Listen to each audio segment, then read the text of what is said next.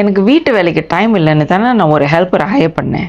நான் எப்போ பாரு கற்றுக் கொடுத்துட்டே இருக்கணும்னா இதை நானே செஞ்சுட்டு போயிடுவேனே. ஒரு ஹெல்ப்பர் மாற்றுறது நான் அவ்வளோ சுலபமா? உங்கள் பணிப்பெண் மேலே உங்களுக்கு திருப்தி இல்லைன்னா என்ன செய்யணும்? இதை பற்றி பேசலாம்.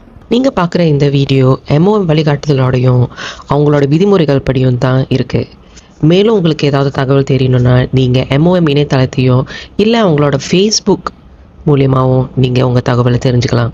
வணக்கம், என் பேர் ரேகா. நான் சிங்கப்பூரில் ஒரு உரிமை பெற்ற எம்ப்ளாய்மெண்ட் ஏஜென்ட். இந்த பக்கத்தில் நம்ம பணிப்பெண் சார்ந்த நிறைய உண்மை சம்பவங்களை பற்றி நம்ம பேச போகிறோம்.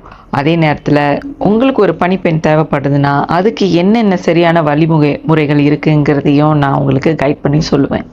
இன்றைக்கி நம்ம பேச போகிற விஷயம் நிறைய முதலாளிகள் தினமும் ஃபேஸ் பண்ணுற ஒரு விஷயம். அவங்க பணிப்பெண் மேலே திருப்தி இல்லைன்னா எப்படி? உண்மையாக சொல்லணும்னா ஒரு பணிப்பெண்ணை ஹையர் பண்ணுறது சீப் கிடையாது. ஒரு முதலாளியாக அவங்க ஏஜென்சி ஃபீ கட்டணும், இன்சூரன்ஸ் கட்டணும், லெவி கட்டணும், பணிப்பெண்ணுக்கு சம்பளம் கொடுக்கணும். அதை விட முக்கியமாக முதலாளி அவங்க நேரத்தையும் அவங்களோட முயற்சியையும் ரொம்ப கொடுத்து அவங்கள ட்ரெயின் பண்ணணும். இதெல்லாம் செஞ்ச அப்புறம் அந்த பணிப்பெண் அவங்களுக்கு ஒர்க் அவுட் ஆகலைன்னா முதலாளிகளுக்கு நிறைய மன அழுத்தம் ஏற்படும். ஒரு முதலாளி என்ன நினைக்கிறாங்க, நான் எவ்வளவோ செலவு பண்ணிட்டேன், எனக்கு ட்ரெயின் பண்ணுறதுக்கு டைம் இல்லை, எனக்கு உதவி வேணும்னு தான் நான் ஒரு பணிப்பெண்ணை எடுத்தேன், நான் வேலை செய்யணுங்கிறதுக்காக நான் பணிப்பெண்ணை எடுக்கலை. அது மட்டும் இல்லாமல் ஒரு பணிப்பெண்ணை மாற்றுறது என்ன அவ்வளோ சுலபமா? இது எல்லாமே ஒரு வாஸ்தவமான கவலைகள் தான். நீங்கள் நல்லது ஒரு காரணத்துக்காக உங்களோட பணிப்பெண்ணை எடுத்தாலும் பிரச்சனைகள் வர்றது தான். ஏன்னா பணிப்பெண்கள் எல்லாம் வேறு வேறு பேக்ரவுண்ட்ஸ்லேருந்து வராங்க. அதாவது அவங்களோட பின்னணிகள் வேறையாக இருக்குது. அவங்க வேலை செய்கிற ஸ்டாண்டர்ட்ஸ் உங்களோட ஒப்பிடும்போது நிச்சயமாக வேறுபடும். நீங்கள் காமன் சென்ஸ்னு நினைக்கிறது அவங்களுக்கு காமன் சென்ஸாக இருக்காது. நீங்கள் பேசுகிற ஸ்டைல், கம்யூனிகேஷனே வேறு மாதிரி தான் இருக்கும். அதனால் மிஸ்மேட்ச், அதாவது உங்கள் ரெண்டு பேருக்கும் ஒத்து போகாமல் இருக்கிறது சகஜம். நீங்கள் முக்கியமாக புரிஞ்சுக்க வேண்டிய விஷயம் என்னென்னா, ஒரு பணிப்பெண்ணை ஹையர் பண்ண உடனே எல்லாமே சரியாயிரும், எல்லாமே ஓகே ஆயிரும் அப்படிங்கிறது கிடையாது. ஒரு பணிப்பெண் ஒரு வீட்டுக்கு வரும்போது அட்ஜஸ்ட்மெண்ட் பீரியட்னு ஒன்று இருக்குது. அவங்க உங்கள் வீட்டை புரிஞ்சுக்கணும், உங்களை புரிஞ்சுக்கணும், உங்களோட பழக்க வழக்கங்களை புரிஞ்சுக்கணும். இதுக்கெல்லாம் டைம் எடுக்கும். இதனால தான் நிறைய முதலாளிகள் ரொம்ப கடுப்பாகிறாங்க. அவங்க நினைக்கிறாங்கன்னா தினமும் சொல்லி கொடுத்துட்டு இருக்கணுமா அப்படின்னு நினைக்கிறாங்க. சரிதான், நீங்கள் நினைக்கிறது சரிதான். நீங்கள் தினமும் சொல்லி கொடுத்துட்டு இருந்தீங்கன்னா சம்திங் இஸ் ராங். அதனால ஆரம்பத்திலே உங்கள் தேவைகள் என்னன்னு உங்கள் பணிப்பெண்கிட்ட சொல்லிடுங்க. அப்போ தான் பிற்காலத்தில் நீங்கள் அடிக்கடி அவங்கக்கிட்ட கரெக்ட் பண்ணிக்கிட்டே இருக்க தேவையில்லை. அதாவது இந்த வீடு இப்படி தான் சுத்தம் பண்ணி ஆகணும், இந்த வீட்டில் இதெல்லாம் இப்படி தான் அரேஞ்ச் பண்ணி ஆகணும், உங்களோட டெய்லி ருட்டீன் என்னங்கிறத அவங்ககிட்ட சொல்லுங்கள். இந்த விஷயங்கள் எல்லாமே ஆரம்பத்திலே தெளிவாக நீங்கள் அவங்கக்கிட்ட சொல்லிட்டீங்கன்னா அவங்களுக்கும் இதை புரிஞ்சுக்கிறதுக்கு டைம் எடுக்கும்.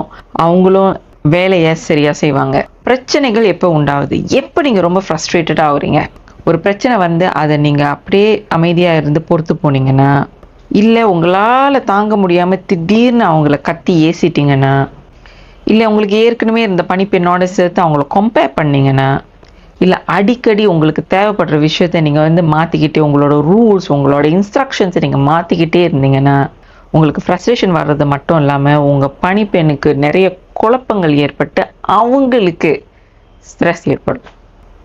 இதை ஒழுங்காக செய், இதை ஏன் இப்படி செஞ்ச இப்படின்னு சொல்கிறதுக்கு பதிலாக எனக்கு இது இப்படி தான் சுத்தம் பண்ணணும், இதை பாரு நான் உனக்கு காட்டுறேன், இதை இப்படி தான் செய்யணும், இந்த பொருட்கள் எல்லாமே இப்படி தான் அடுக்கி வச்சு அலங்கரிக்கணும் இப்படின்னு ஆரம்பத்திலே சொல்லிடுங்க.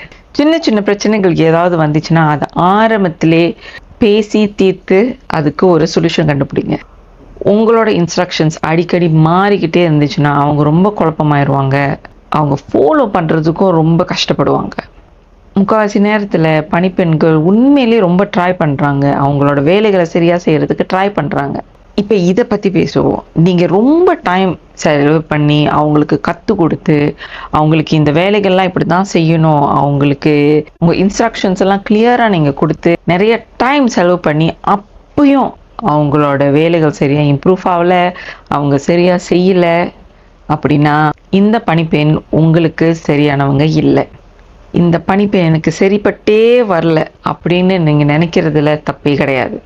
இந்த மாதிரி நேரங்களில் உங்கள் பணிப்பெண்ணை நீங்கள் ஒரு முதலாளிக்கு ட்ரான்ஸ்ஃபர் பண்ணுறதை நீங்கள் பற்றி யோசிக்கலாம். இல்லை இந்த பணிப்பெண்ணை இன்னொரு பணிப்பெண்ணோட ரிப்ளேஸ் பண்ணுறதுக்கும் நீங்கள் பார்க்கலாம். நிச்சயமாக ஒரு பணிப்பெண்ணை ரிப்ளேஸ் பண்ணுறதுக்கு இல்லை அவங்கள ட்ரான்ஸ்ஃபர் பண்ணுறதுக்கு டைம் எடுக்கும். நீங்கள் பணம் போட்டு தான் ஆகணும். மறுபடியும் எல்லாத்தையும் நீங்கள் ஆரம்பத்துலேருந்து அவங்களுக்கு சொல்லிக் கொடுக்கணும். இதெல்லாம் பார்க்குறதுக்கு எவ்வளோ கஷ்டமாக இருந்தாலும் சில நேரத்தில் இதுதான் சரியான வழியாக இருக்கும். ஒரு முதலாளி பணிப்பெண் இவங்களோட கூட்டணி என்றைக்குமே சரியாக இருக்குங்கிறது கிடையாது. ஒரு பணிப்பெண்ணோட சைட்லேருந்து நீங்கள் பார்த்தீங்கன்னா அவங்க தப்பு பண்ணிடுவோமோங்கிற பயத்தில் ரொம்ப இருப்பாங்க. அவங்க என்ன செய்யணும், அவங்களோட வேலைகள் என்ன அப்படிங்கிறது சரியாக தெரியாமல் கூட அவங்களுக்கு இருக்கலாம். நான் ஏதாச்சும் தப்பாக செஞ்சு என்னோட முதலாளி என்னை ஏசிடுவாங்களோங்கிற பயம் அவங்களுக்கு இருக்கலாம்.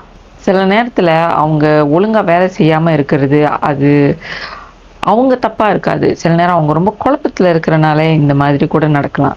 ஸோ நீங்கள் பார்த்தீங்கன்னா ஒரு பணிப்பெண்ணோட வேலை அவங்களோட திறமையில மட்டும் இல்லாமல் நீங்கள் அவங்கக்கிட்டேருந்து என்ன எதிர்பார்க்குறீங்க, அவங்கக்கிட்ட சரியாக நீங்கள் கம்யூனிகேட் பண்ணுறீங்களா, உங்களுக்கும் அவங்களுக்கும் சரியாக பொருத்தமாக இருக்கா, இதை எல்லாத்தான் நீங்கள் பார்க்கணும். ஒரு நல்ல பொருத்தம் பிரச்சனைகள் இல்லாமல் கொண்டு போய் சேர்க்கும். இதுவே ஒரு தப்பான பொருத்தம் ஒரு 2 பேருக்குமே நிறைய ஸ்ட்ரெஸ் உண்டாக்கும். சுருக்கமாக சொல்லணும்னா உங்கள் பணிப்பெண் மேலே உங்களுக்கு திருப்தி இல்லைன்னா அது என்ன பிரச்சனைன்றதை நீங்கள் கண்டுபிடிச்சிடுங்க. உங்கள் தேவைகளை ஆரம்பத்திலேயே சொல்லிடுங்க. ஏதாவது தப்பு பண்ணாங்கன்னா ஆரம்பத்திலே திருத்திடுங்க. உங்கள் இன்ஸ்ட்ரக்ஷன்ஸில் கன்சிஸ்டண்டாக இருங்க. அடிக்கடி மாற்றிக்கிட்டே இருக்காதீங்க. எதுவுமே சரிப்பட்டு வரலன்னா இன்னொரு ஹெல்ப்பரை ரீப்ளேஸ் பண்ணுறதுக்கு பாருங்கள். இதனால நீங்கள் டென்ஷன் ஆகி ஸ்ட்ரெஸ்ஃபுல் ஆகிடாதீங்க.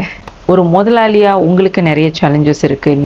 நீங்கள் நிறைய பணம் நேரம் செலவழிக்கிறீங்கிறது தெரியுது. உங்களுக்குன்று நிறைய பொறுப்புகள் வேற இருக்குது. அதனால் இந்த வீடியோ உங்களுக்கு பயனுள்ளதாக இருந்திருக்கும்னு நான் நம்புகிறேன். உங்களுக்கு இதை பற்றி ஏதாவது கேள்விகள் இருந்தால் இல்லை இதை பற்றி உங்களுக்கு கமெண்ட்ஸ் ஏதாவது இருந்துச்சுன்னா கமெண்ட்ஸில் போடுங்க. உங்களை அடுத்த வீடியோவில் பார்க்குறேன். நன்றி.